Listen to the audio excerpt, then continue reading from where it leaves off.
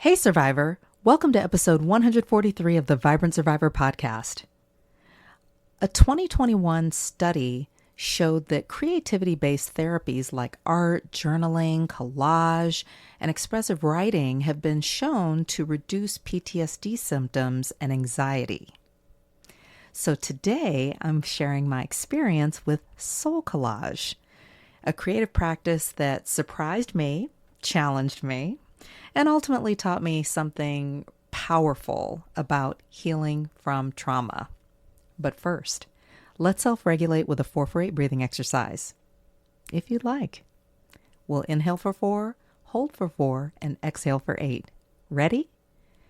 Inhale, 2, 3, 4.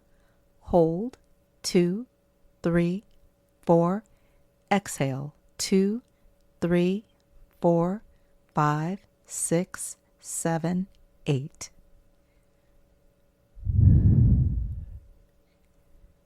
What do you notice in your body? Grab your notebook and pen, and let's dig in. Hey, Survivor. Welcome to the Vibrant Survivor podcast. Do you want to disconnect from a narcissistic or toxic situation and heal?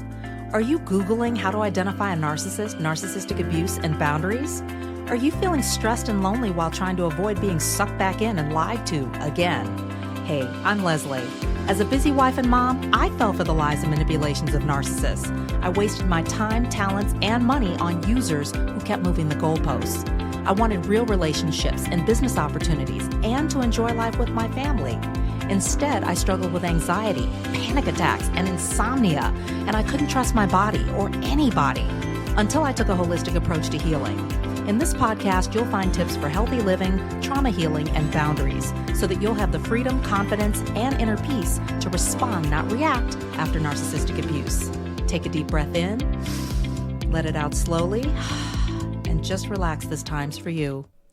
Just to give you a bit of background, SoulCollage is an expressive arts practice that was developed by theologian and psychotherapy clinician Seena B in the late 1980s, and it combines creativity, intuition, and self-discovery. And the process involves using images, intuition, in order to create these collaged cards and to explore different aspects of yourself. And this is great for trauma survivors, in my opinion, because it externalizes the inner experience and gives voice to the subconscious parts of the self. And you don't have to be an artist. It's this worldwide phenomenon and community that's been built up over time. And it encourages self-reflection, growth, and empowerment. And who doesn't want that, right? Like, sign me up. So I did sign up, actually. And I had the opportunity to participate in a SoulCollage session. And I did this with a group of trauma survivors as part of a healing program. And my experience in the session was very interesting. We were in this group. There were several of us there, and the facilitator was this lovely lady who had been doing this for a while, and she gave us some basic materials, like some informational materials, as well as the blank cards and the sleeves that they go into, and kind of stepped us through creating these cards. And she even shared some of her own creations and talked about kind of what she discovered through her process. And she had each of us go around the room and share one thing that we were looking to get out of the session. And that was really interesting too. And it just really set us up for this supportive environment and also just kind of a united effort in self-discovery where, we're all in it together, right? Coming to the table where we were and with what we had, artistically and otherwise to, create something and discover some things about ourselves. And that I did. So a lot of things came up for me during this session and is very interesting. One thing that came up during the session was perfectionism. Your girl is always on a mission to fire the perfectionist. Okay. And I noticed, like, I went to go get a magazine and a folder that had some images in it just to kind of get started. And I felt hesitant to start cutting things, like, oh, what if I do it wrong? And also just really wanting to be super meticulous and lining things up. I think at one point I took a straight edge and I drew lines with my pen to make sure that I cut like a straight line. Yeah, that's me. And so that came up. And then I had these thoughts at one point because our facilitator had given us some basic instructions about, how this works. And we were, encouraged to select some images to layer or place, arrange, on the card and glue them down. And she even gave us little rollers to roll them out. And at one point, in addition to, like, I found an image right off the bat that really stood out to me, just jumped off the page of a magazine. And then after that, I found like words and phrases that jumped out at me also. But in my mind, I was condemning myself because she specifically had said, collect these images, right? And all of the examples that she shared from her own collection were images, right? So I'm sitting there thinking, I'm doing it wrong. Oh no, I'm doing it wrong. So, and then along with that, or along those same lines, I got into like the comparison trap where I was kind of like, okay, what's everybody else doing? Am I doing this right? Am I on the right track? And I was, tempted to really look and see what other people were doing. And then I was like, okay, no. I need to keep my eyes on my own paper. And also I felt like I felt some anxiety, of the time, because we had a specific amount of time to work on the collages on one card. Some people were able to crank out 2 cards, but yours truly, with the perfectionism, I got 1 card done. But I felt that anxiety, and when she kind of gave us like 5-minute warning, like, hey, let's wrap up in like a few minutes, etc., I felt that anxiety just go through my body, and that pressure to like get it done. But then the anxiety was fighting with the perfectionist of like, okay, well, do it right and get it perfect.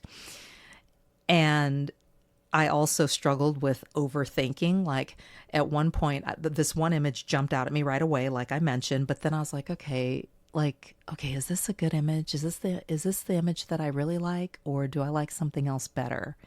And I found myself flip-flopping through the back and forth in the magazine between some different images for different reasons, and kind of getting all in my head about it instead of just going with the flow. And then insecurity, like we were able to come together at the end of our session, or towards the end. There was time allowed for us to share our images, and we placed them all on the floor and arranged them, and we all got to walk around and look at each other's images. And so I got insecure, or I felt insecure, because mine looked different from the others. Like everybody else just had images and they layered the images on, and I had this base image that was very striking, and then I had words that I had cut out because they stood out to me.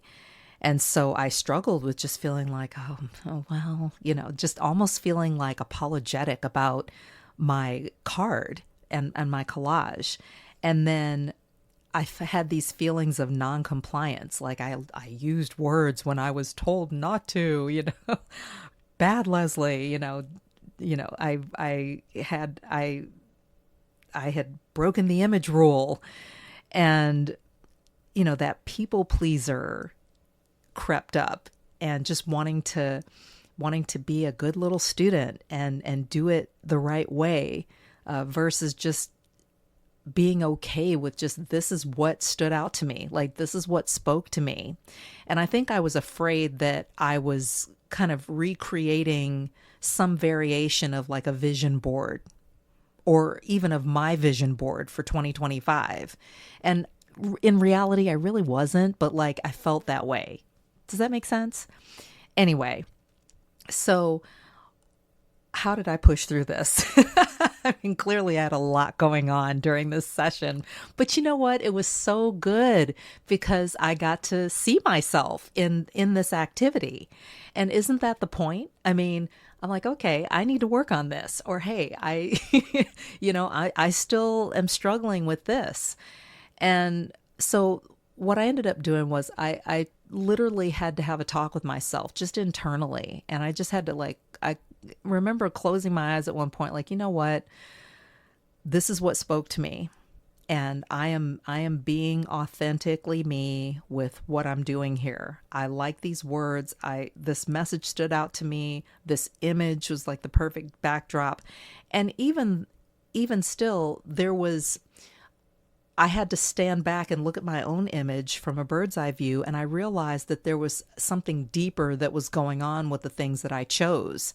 And what I shared with the group at the end, because we all got to share a little bit about what the process was like for us. And I talked about my struggles with the perfectionism and feeling like I wasn't doing it right and all of that.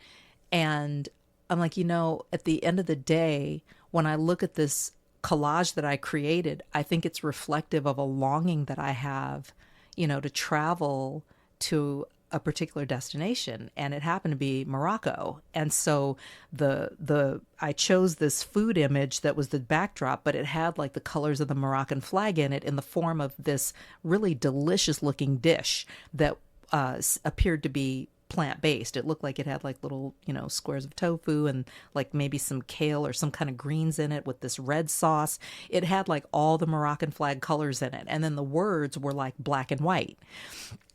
Anyway, so I shared with the group, I was like, I as much as I struggled with not doing it right, I think that it definitely pulled out of me this deeper longing that I have for travel. So anyway, and everybody was like, oh. So it all worked out. But yeah, it was a process, let me tell you. That being said, here are 5 C's of creative healing. Number 1 is choice. Healing is not about compliance. And I am saying that to myself too. You get to choose your path. You get to choose your pace and your process. And that's going to look different for everyone. Number 2, curiosity. It's important to approach the exercise, whatever it is, or healing therapy, with wonder, not judgment. Ask yourself, what might this reveal about me, even on a deeper level? Number 3, creativity. Let your intuition take the lead, not perfectionism. Do as I say, not as I do. And that's something that I am working on, is firing the perfectionist and really letting my intuition guide me. There's no wrong way to heal. It's all good. It's all therapeutic.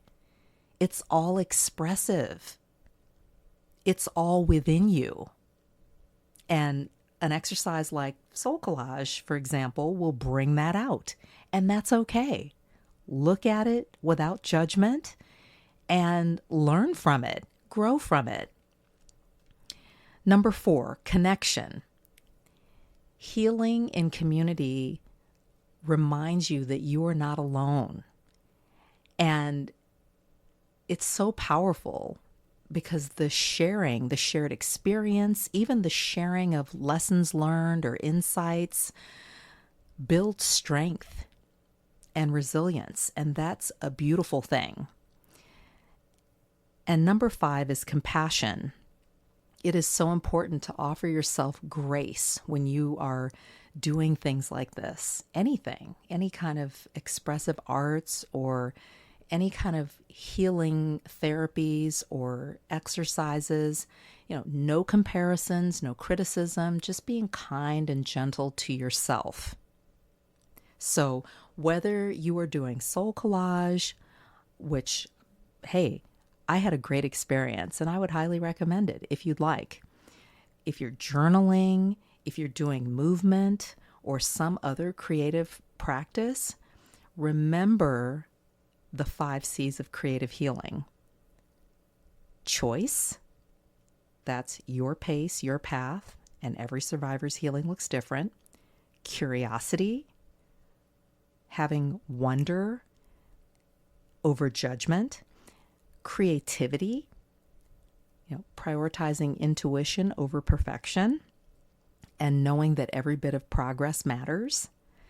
Connection, remembering that healing grows in community and that every step you take builds resilience. And finally, compassion. That's lots of grace, not comparison, no como, as I always say, or comparing myself to others. Remember, comparison steals, but creativity heals. Your rare soul is where your truth is revealed. Thanks for tuning in, Survivor. Your unique and creative healing is valid. Take care, and I'll talk to you soon. Hey, Survivor. Do you want to heal after narcissistic abuse? Come and join me in a closure coaching session. This is a 1-hour, one-on-one coaching call that's going to help you disconnect from dysfunction, create your own closure, and begin a long-lasting journey of healing, step by step. Head right now to closurecoachingsession.com. If this podcast has helped you understand who and what you're dealing with, sharpen your discernment, and move forward on your healing journey, share it with another survivor. Help me help others by leaving a review for the show. And let's connect on social. Take a screenshot, share it in your IG stories, find and tag me at The Vibrant Survivor, and I'll share your post too. I look forward to connecting with you on IG and seeing you back here. You're not alone and you're not crazy. Know who you're dealing with, know who you are. Take care, and I'll meet you back here next week. Bye-bye.